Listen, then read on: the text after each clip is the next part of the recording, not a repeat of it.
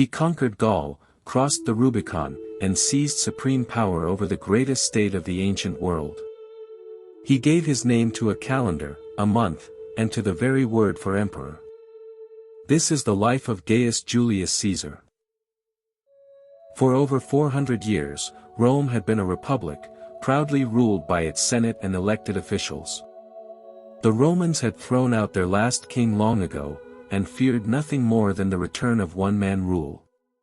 Caesar was born into that world, and would tear it apart. Born in 100 BC, Caesar belonged to the Julii, an ancient patrician family that claimed descent from the goddess Venus herself. But the family had faded, with little wealth or influence. When his father died, Caesar was just 16, and already the head of his house. Caesar came of age as Rome tore itself apart in civil war between two warlords, Marius, his uncle by marriage, and the ruthless Sulla. To bind himself to Marius's faction, the young Caesar married Cornelia, daughter of one of its leaders. Then Sulla won, and made himself dictator. His victory was followed by bloody purges, the names of thousands of enemies posted on lists to be hunted down and killed. Sulla ordered Caesar to divorce his wife. Caesar flatly refused, and was forced to flee for his life as Sulla's men hunted him. Powerful friends finally won him a pardon. Sulla relented, but reportedly warned that in this young man he saw many a Marius. Caesar wisely left Rome for the army.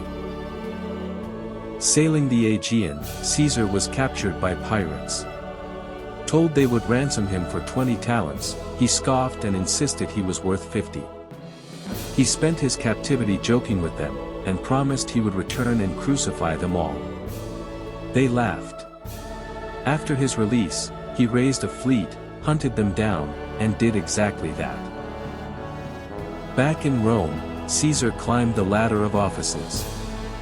He won the people with dazzling charm, fiery speeches, and lavish games that buried him in debt.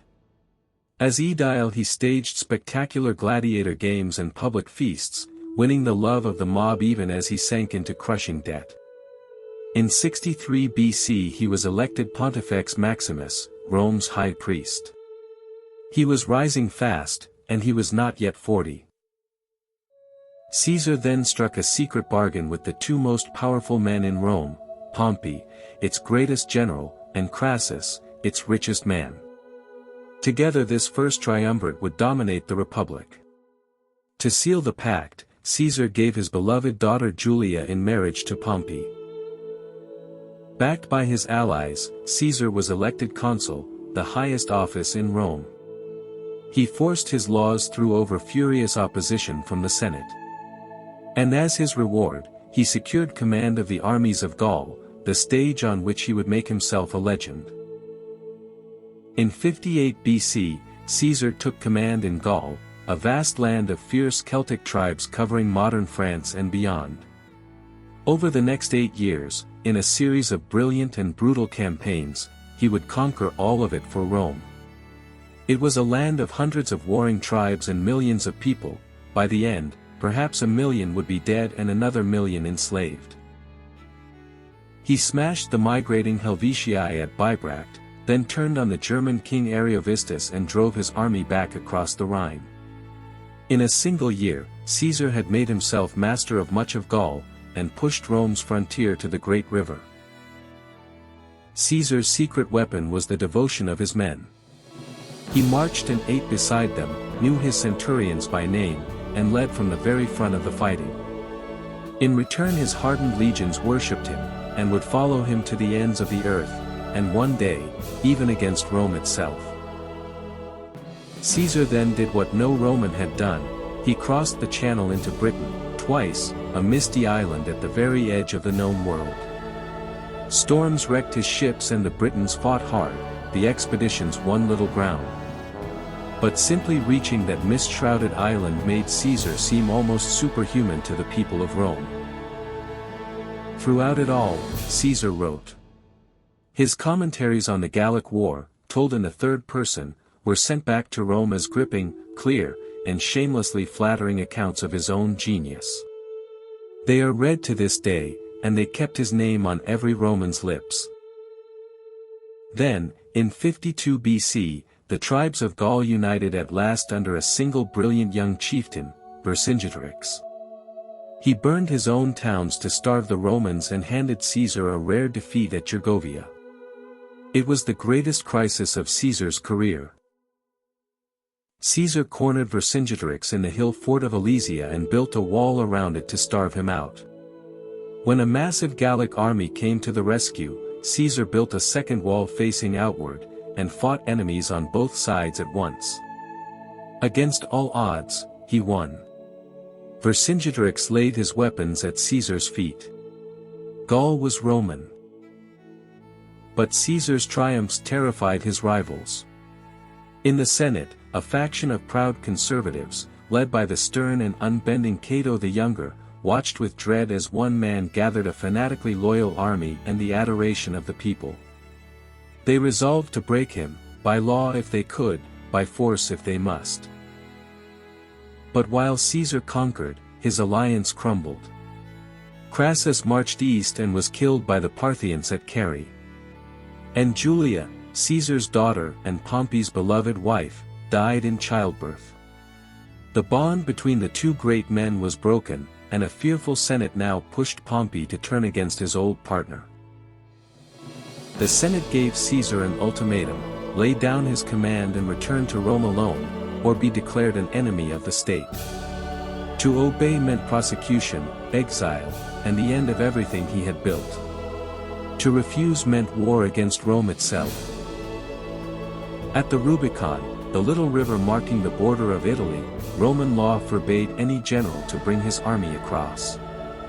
Caesar paused on the bank. Then, with the words tradition remembers as the die is cast, he led his legions over.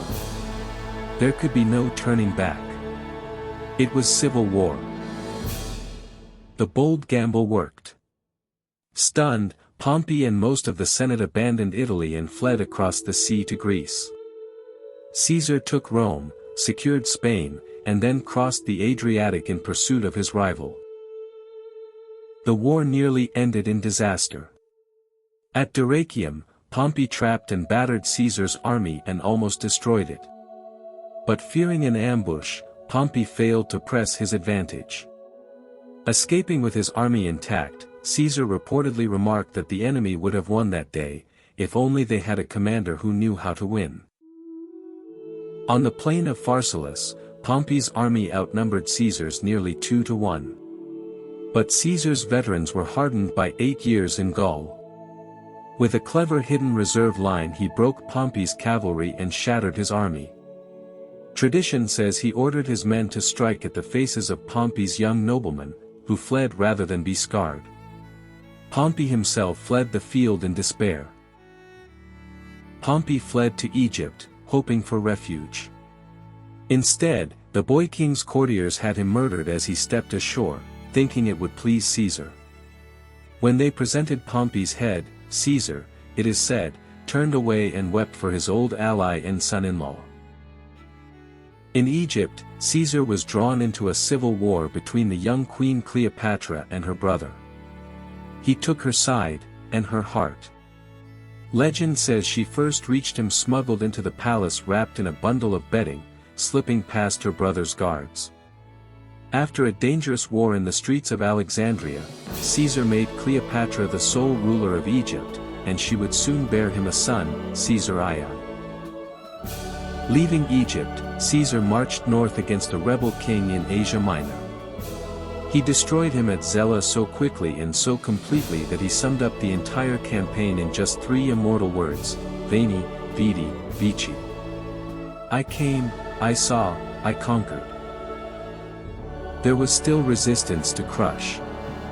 In Africa, Caesar destroyed an army of die-hard senators at Thapsus, where his great enemy Cato chose suicide over surrender. And in Spain, at Munda, he defeated the sons of Pompey in the last and bloodiest battle of the war. Unlike Sulla, who had butchered his foes, Caesar made a point of mercy. Again and again he pardoned the men who had fought against him, and even raised them to honor. It won him fame and loyalty. But some of the men he spared would one day repay that mercy with daggers. Caesar was now without rival, master of the entire Roman world. The Senate heaped power upon him, naming him dictator, and at last dictator for life, an absolute authority unthinkable in a republic that had banished its kings 5 centuries before. He used that power on a vast scale. He reformed the chaotic Roman calendar into the Julian calendar, the direct ancestor of the one we use today. He relieved crushing debts, resettled his veterans, extended Roman citizenship far and wide, and launched grand public works, even raising a magnificent new forum bearing his own name in the heart of Rome. But the honors grew alarming. Caesar's face appeared on Roman coins, a thing once reserved for the dead. He sat on a golden throne, wore the robes of an ancient king, and saw his statue placed among the gods. To proud senators, it looked as though Rome was sliding back toward monarchy. At a public festival, his ally Mark Antony offered Caesar a royal crown. Caesar refused it, to the crowd's relief, but the fear would not die.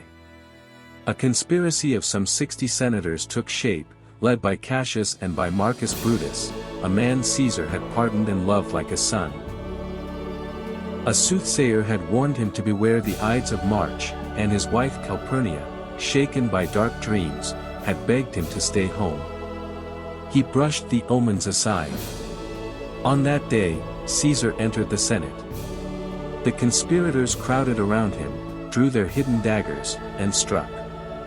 Stabbed 23 times, he fell dead at the foot of a statue of Pompey, his old rival. Seeing Brutus among his killers, tradition says, he covered his face with his robe. The assassins believed they had saved the Republic. Instead they had killed it. Mark Antony stirred the grieving crowds against them, and Rome plunged once more into civil war. The old Republic would never recover. Caesar's will held a final surprise. He named his 18-year-old great-nephew, Octavian, as his adopted son and heir. Few took the sickly young man seriously. They were wrong. He would prove even more formidable than Caesar himself. Octavian and Mark Antony joined forces and hunted Caesar's killers across the empire. At Philippi, the armies of Brutus and Cassius were crushed, and both men took their own lives. Caesar had been avenged from beyond the grave. Rome formally declared the murdered Caesar a god, the divine Julius. When a brilliant comet blazed over the city during his funeral games, many believed it was his soul ascending to the heavens. His heir now styled himself the son of a god. Octavian would go on to become Augustus, the first emperor of Rome, fulfilling the destiny Caesar had begun. And Caesar's very name outlived his empire, becoming the word for ruler itself, Kaiser in Germany, Tsar in Russia. The month of July still carries his name. He conquered Gaul, crossed the Rubicon, and turned a republic into an empire that would rule the world for centuries. Julius Caesar, a legend of power. Follow for more of history's greatest leaders.